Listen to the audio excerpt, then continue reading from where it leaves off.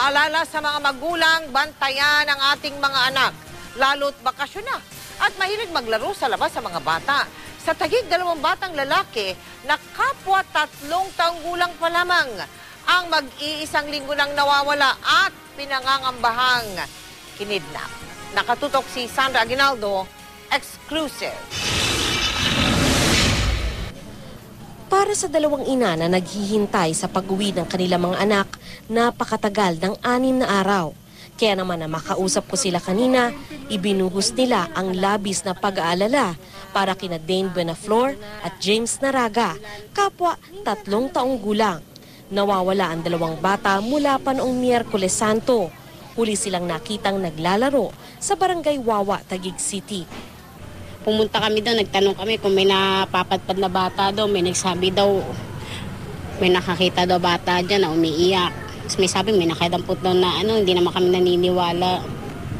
Higit pang nagpapabigat sa damdamin ng 2 ina ang mga sabi-sabing may kumuha umano sa 2 musmos. Nagtitext sa amin na yung sindikato daw, nakakuha sa bata, pinanilimos daw, tapos may nagsasabi, baka daw yung nangunguha ng organ. Hindi ko na po masyadong iniisip kasi pag inisip ko baka maloka ako eh. Sa tulong ng mga lider ng barangay, nalibot na raw nila ang iba't ibang lugar sa Taguig at nakipag-ugnayan na rin sa mga karatig syudad gaya ng Pasig at Makati. Tumutulong din ang pulisya. Si PO1 Richard Adriano, madalas daw kabiruan si Dane kaya nag-aalala rin sa bata. Tawag pa nga ho sa amin, pare, tapos babaril pa, gaganyan, tapos kunyari gaganyan pa. Bali, lahat po ng magagawa ng kapulisan po natin na gagawin po. Sa pagdaan ng mga araw, lalong tumitindi ang pagkabahala ng mga ina. Pero hindi raw sila mapapagod sa paghahanap at hindi susuko sa paghihintay. Kung sino man po yung nakakuha sa anak ko, ibalik nyo na po kasi may bukol sa tiyan yan. Ngayon sana naka-schedule, ipa-ultrasound sa taas ng pusod.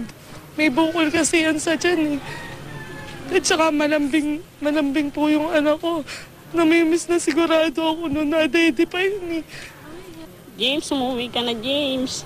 Namimiss ka na namin.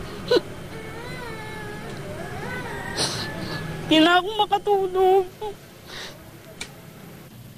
Sa mga nakakita sa 2 bata, tumawag lang sa 0926-3868241, 0908-9764090 at 838-5383.